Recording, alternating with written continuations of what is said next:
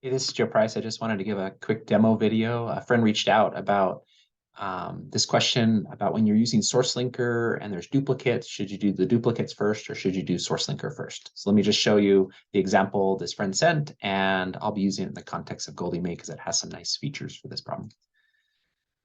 So this is the hint that they sent. This was one that we had sent out. And you can see like this was supposed to be a pretty high match score hint. You can see it probably is correct. And if I'd clicked on Regina, like if I had gone to her person page, you see there's no duplicates for her. There's some other census records, and this is the 1880 census that we shared with volunteers. You can see she's just a little twig on the tree. And then if I click on her parents, you can see that's where the duplicates start to show up.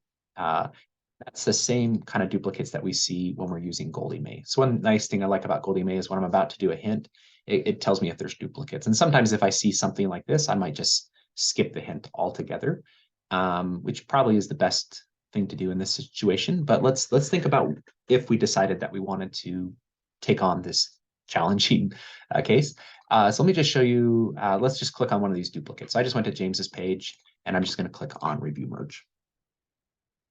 And again, the challenge here, especially in this is true in Philadelphia, it's true in Massachusetts, is we have a lot of twigs. So you can see here we have a parent named James Doyle, pretty close, Sarah, and we look at the kids. You can see she was born in Philadelphia, 1869, and he was born in Philadelphia, 1863. So this looks like it could be a match. This is where actually the 1880 census could be potentially helpful. So if we go back to our source linker, we're basically looking for a kid born in 1863 named Michael. And so you can see here that we don't actually have that Michael here living in the family. Now, maybe he was born shortly after James, or maybe James's name is James Michael. But because we have the 1880 census, it actually makes us a little more cautious about merging this particular duplicate. And so I think that's a case where actually the census records can be really good about helping us put these twigs back together and making sure that we're not munging together two different families. So let's just try another one of the duplicates. So we'll just click the second one on the list. And again, we can see here we have James and Sarah. Here we have Regina again, and then here's Edward. So Edward, 1863, and we go in here. And again, we're not seeing Edward. Was he the same as the first? I don't know. Maybe now let's go back. Oh, it was Michael the first. We had Michael the first times. So this is just making more cautious about, working on this family, at least in the context of what I have right now. So here's a Matthew, and I come over here to the record, and this is 1880. So like, unless Matthew died, so this could potentially be a family that lost a lot of children, and they're showing up in these individual records. But yeah, so in that case, I don't. So the specific question was, should I do the merging before I do the? I think given the fact that we see all these merges, we might want to pass on this hint. Though again, if you want to take it on, probably what I find to be the most useful thing in this case is to go on Ancestry and maybe see if I can find more records for this family, or maybe start with things that are like a clearer match and then kind of work up from there. So you can see that I feel much more confident about attaching this.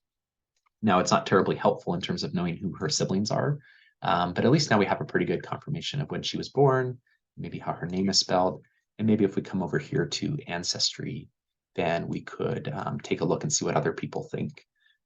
So right here, I was hoping maybe we find the same birth record, but here we have that 1880 census record, and we can see what Family Search thinks in terms of maybe what other records they have for Regina. And then I always like to maybe see if someone's built a tree for her. And hear that there's been several people that have built trees for her. And I can maybe pick one that has a lot of sources, or that seems to be doing a really careful job, or maybe has a photo. And so you can see here, we do have a very big family, which again makes me start to be a little nervous that maybe they might have combined people. But what I'll start to do is just look. It does look like we have some twins. That could explain part of it. It does look like maybe here we had a child that died. Here we have a child that died. So maybe there's a reason that we have so many kids close together.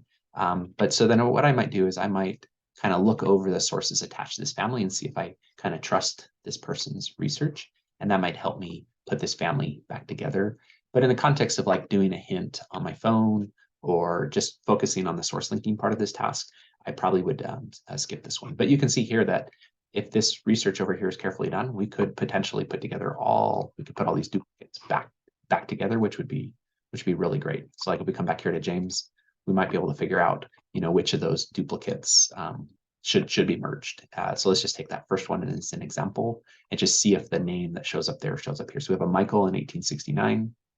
And oh, sorry, we should be looking at the siblings. So I'm sorry, her kids. There is a Michael in 1869 and died in 1864. So that actually makes a lot of sense now. And actually, if you remember, Edward was another one of the names we saw and also died. So in this case, like, even though the census didn't give me, it gave me some caution now that I've kind of seen into the context of a public member tree on Ancestry, the pieces start to fall into place.